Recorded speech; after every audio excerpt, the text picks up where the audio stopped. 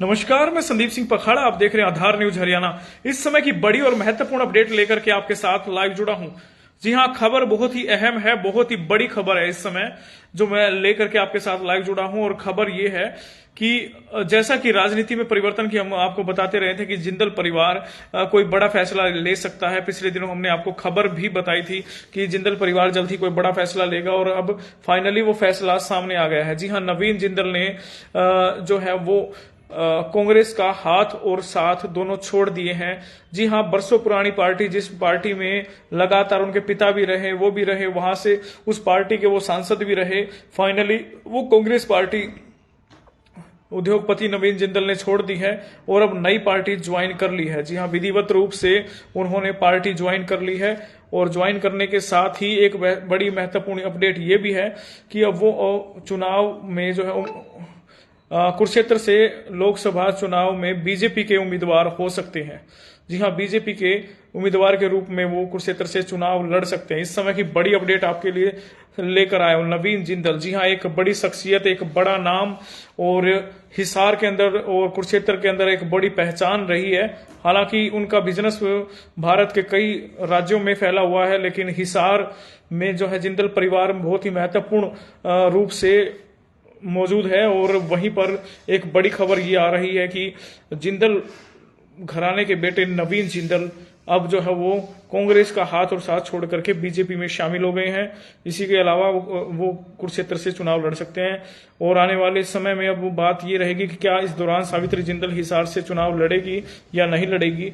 अब समस्या ये रहेगी क्या अब वो भी ज्वाइन करेंगी और क्या रहेगा ये आने वाला समय बताएगा। वहीं पर रणजीत चौटाला जो है वो भी, उन्होंने भी विधिवत रूप से बीजेपी पार्टी ज्वाइन कर ली है। हालांकि वो पहले आजाद उम्मीदवार के रूप में रहे थे और उन्होंने बाहर से समर्थन दिया था पार्टी को, लेकिन अब उन्होंने पार्टी ज्वाइन कर लिया और हिसार से वो लोकसभा के उम्मीदवार हो सकते हैं बीजेपी के। जी हाँ, बीजेपी लोकसभा चुनाव के उम्मीदवार हो सकते हैं। वहीं पर आपको बता देते हैं सामने तीन चौटाला परिवार एक साथ जो है वो चुनाव लड़ सकता है। रणजीत चौटाला हिसार से बीजेपी की टिकट पर लड़ सकते हैं। वहीं पर नैना चौटाला जो है वो जेजेपी की टिकट पर हिसार लोकसभा का चुनाव लड़ सकते हैं। वहीं पर बीजेपी की वहीं पर इनेलो की टिकट पर जो है वो सुनैना चौटाला जो है वो भी हिसार लोकसभा से चुनाव लड़ सकती हैं।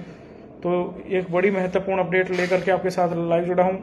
इसके अलावा मैं बात करूं तो नवीन जिंदल ने पूर्ण रूप से, जो पहले पूर्व सांसद भी रहे हैं, कांग्रेस का दामन छोड़ करके बीजेपी ज्वाइन कर लिया है। इसके अलावा मैं एक महत्वपूर्ण बात तो ये है कि कुरुक्षेत्र से उनकी धर्मपत्नी जो है वो हो सकती है उम्मीदवार। जी हाँ, कुरुक्षेत्र से नवीन जिंदल की धर्मपत्नी शालू जिंदल हो सकती है उम्मीदवार।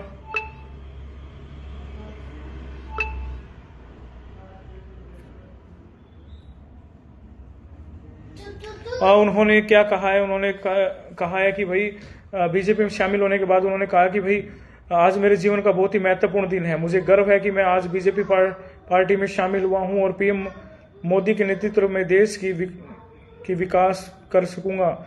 मैं पीएम मोदी के विकसित भारत के सपने में योगदान देना चाहता हूं। ये नवीन जिंदल का कहना है कि मेरा जीवन का बहुत बड़ा महत्वपूर्ण दिन है। मुझे गर्व है कि आज मैं बीजेपी पार्टी में शामिल हुआ हूं।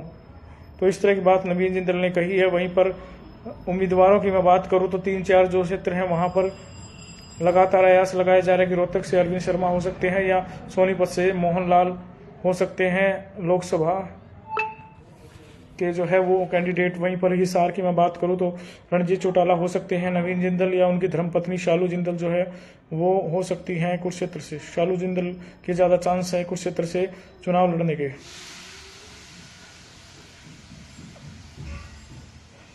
तो चौटाला परिवार के 3 लोग होंगे आमने सामने।